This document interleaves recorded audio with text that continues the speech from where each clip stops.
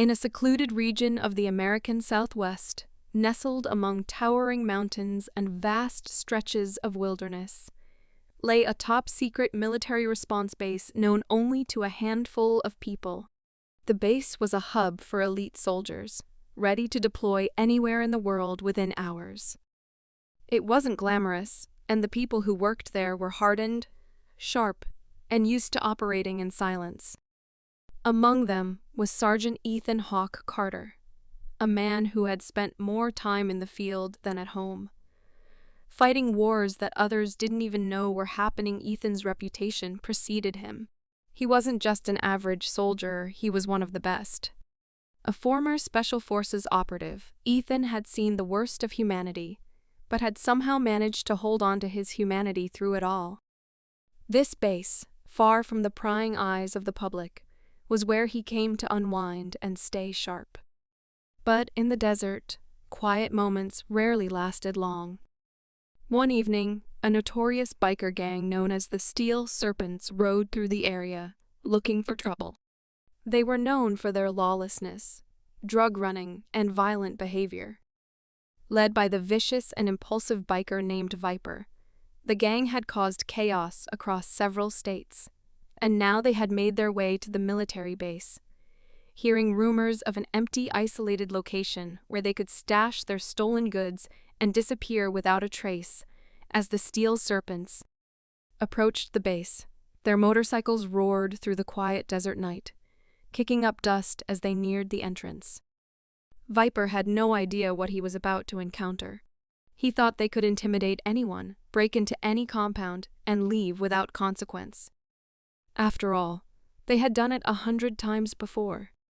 But this time, they were about to mess with the wrong person. Ethan was on the perimeter, conducting a routine patrol, when the sound of engines disrupted the night.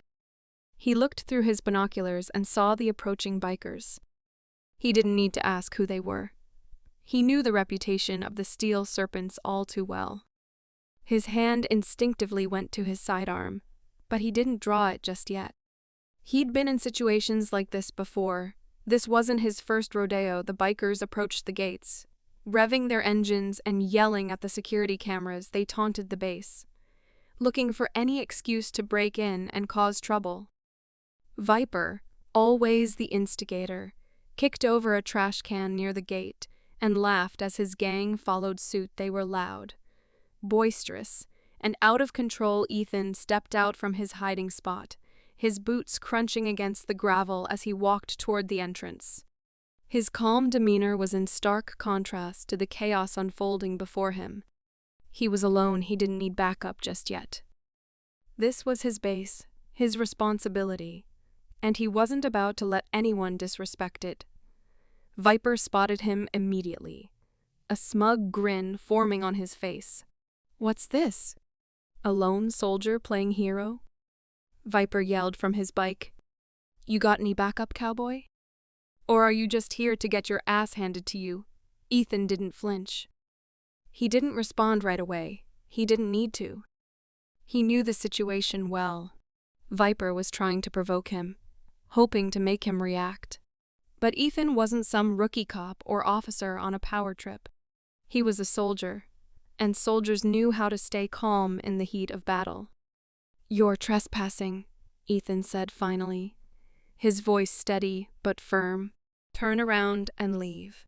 Now Viper laughed, revving his engine louder. "You think I'm just gonna let you tell me what to do, soldier? You're out here alone, and we're not leaving until we get what we came for with that." Viper charged toward Ethan, his motorcycle kicking up a cloud of dust. The gang followed suit, each member circling around the soldier, making it clear they intended to overwhelm him with numbers. But Ethan had already anticipated this. As Viper charged at him, Ethan sidestepped with the grace of a seasoned fighter, using the biker's own momentum to throw him off balance.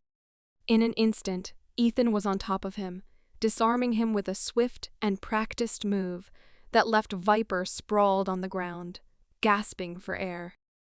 The rest of the bikers hesitated. They had never seen anything like this, one man moving faster and more decisively than they could even react. But it was too late for them to back out. Ethan had already taken control. The bikers lunged, but Ethan moved like lightning, taking down one biker with a swift kick to the chest and another with a precise punch to the gut. He didn't fight with brute force. He fought with purpose. Each move was calculated, designed to disable rather than destroy.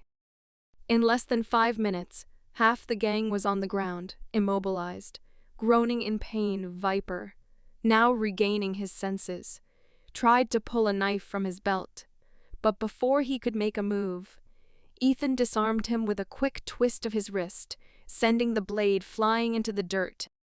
With a single, controlled movement, Ethan